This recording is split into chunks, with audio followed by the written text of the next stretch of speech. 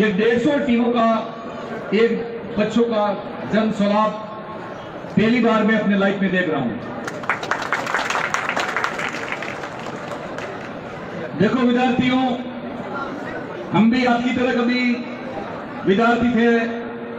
कबड्डी और तीरंदाजी मेरा गेम रहा है। आज आपका समय है, आप जीवन में बहुत जम के खेलें और अपने अंदर जो प्रतिभा है, दक्षता है, कार्यकुशलता है, आपका जज्बा है, उसको इस खेल के मैदान के अंदर आप आजमाइश करें। यहां से आप जीत के जाएंगे, आपके अंदर से चयन होगा प्रदेश स्तर पर, आप प्रदेश का नेतृत्व करेंगे। प्रदेश के अंदर भी वागड़ का झंडा है, उसको आप लहराएंगे। ऐसा मैं इस अवसर के ऊपर कह सकता हूं। एक दिन राम का मुंडा में जाने का अवसर मिला, वहां पर खो खो था। मैं खो खो गेम को बहुत आसान समझता था, लेकिन सबसे कोई अगर टफ गेम है तो खो खो है। विद्यार्थी अपने शरीर को फेंक देता है और डाई मारता है, और डाई मार के सामने वालों का आउट करता है। हाथ टूटेगा, पैर टूटेगा, उसकी परवाह नहीं करता है। और इसलिए आप खूब खेलें और आगे बढ़ें। मैं ज्यादा वक्त लाना नहीं चाहूंगा, एक दो बातें कह के अपनी बात को समाप्त करूंगा। विद्यालय हमारे बांसवाड़ा में है और गोविंद गुरु जी के नाम से उस विश्वविद्यालय के अंदर जो एनरोलमेंट है विद्यार्थियों का, वो 1,30,000 है। 1,30,000। जब हम पढ़ते थे, गेवीलाल जी पढ़ते थे, उस वक्त हमारा इनरोलमेंट होता था और राजस्थान विश्वविद्यालय जयपुर से होता था। कुछ समय के बाद मोहनलाल सुकरिया में हुआ और मोहनलाल सुकरिया जी के बाद गोविंद गुरु जनजाति विश्वविद्यालय बांसवाड़ा में हुआ। सरकारी कॉलेज हो, प्राइवेट कॉलेज हो, किसी को भी जयपुर में या उदयपुर में जाने की आवश्यकता नहीं है। लेकिन बड़े दुख के साथ ही बात कहनी पड़ती है, रोडों के ऊपर कॉलेजों का एडवर्टाइज बोर्ड लगा हुआ है जिसमें बच्चे का भी नाम है, कितना परसेंट वो बच्चा पढ़ा, उसका परसेंटेज भी लिखा हुआ है। लेकिन मैं शिक्षक साथियों से अपील करता हूं कि इन बच्चों को भेजने वाले की याद की, आखिर में बच्चे पढ़कर 90% लाने वाले बच्चे कहां जा रहे हैं? आज तक डायरेक्ट फाइट करके कोई हमारे यहां से कलेक्टर नहीं बना। आज तक डायरेक्ट फाइट करके हमारे यहां पर एसपी नहीं बने, युवा एसपी नहीं बने, एडिशनल एसपी नहीं बने। आखिर में वो अच्छा पढ़ने वाला विद्यार्थी कहां जा रहा है? मैं भी सरकार, चाहे कोई भी रही हो, सरकार का हिस्सा रहा हूं, लेकिन आज ये बात कहते हुए मन में बहुत पीड़ा है, दर्द है। अभी एक एलडीसी का रिजल्ट आया, शिक्षक साथी उसको समझने की कोशिश करो, अभिभावक है वो भी समझने की कोशिश करो। एक और तो हमने टीएसपी में कानून अलग बना के लाए और कानून अलग बनाने के बाद में 319 पद हमारे एलडीसी के खाली रह गए। क्या हम एलडीसी नहीं बना सकते? और जब हम एलडीसी नहीं बना सकते तो हम कलेक्टर एसपी कब बनाएंगे? बड़े दुखद और कहते हुए मन में बहुत ग्लानि हंसी महसूस होती है।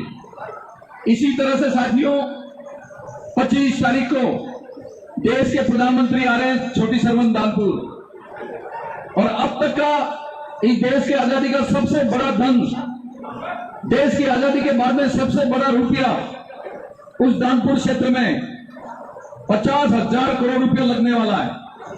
उस 50,000 करोड़ का पावर प्लांट बनेगा और उस पावर प्लांट के अंदर 21,000 बेरोजगारों को नौकरी लगने वाली है।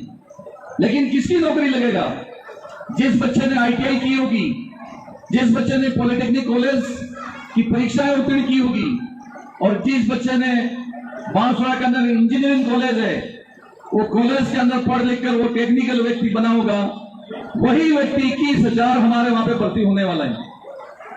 पावर प्लांट पूरी तरह से बनने में कम से कम 5 से 7 साल लगेगा। 7 साल के अंदर 21,000 व्यक्ति की भर्ती होने वाली है। एक दिन में यहां गया था पॉलिटेक्निक कॉलेज कातरिया में, नई जब डिपार्टमेंट का मंत्री था, 12 करोड़ रुपया देके वो पॉलिटेक्निक कॉलेज मैंने बनाया, और बच्चे कितने पढ़ रहे हैं? मात्र 3। बांसवाड़ा की आईटीआई खाली है, बाकी जगह की 2 आईटीआई खाली है, कुशलगढ़, सज्जनगढ़, गंगतराई, आनंदपुरी, अल्टोड़ा, गढ़ी, घाटोल सभी ITI खाली पड़ी हुई है। बांसवाड़ा जिले में 2 पॉलिटेक्निक कॉलेज खाली पड़े हुए हैं और एक आज बच्चा गुरुआ का मेरे पास में आया था। हमारे कोई आदमी का बच्चा था, उस बच्चे ने बांसवाड़ा में इंजीनियरिंग कॉलेज की पढ़ाई करके सिविल के अंदर इंजीनियर बन गया।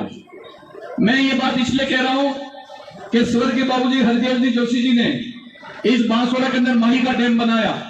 उनकी कलम में वो ताकत थी कि रुपया ला सकते थे, लेकिन उनकी कलम में वो ताकत नहीं थी कि वो इंजीनियर पैदा कर सकते थे। एक इंजीनियर को पैदा होने में कम से कम 2 से 3 साल का समय चाहिए, तब जाके इंजीनियर आदमी बनता है और तब जाके नौकरी मिलती है। क्या मैं आपसे पूछना चाहता हूं कि 50,000 करोड़ का जो ये पावर प्लांट बन रहा है, उस पावर प्लांट के अंदर क्या हमारे बांसवाड़ा के 21,000 नौजवानों को नौकरी करने का अधिकार है कि नहीं?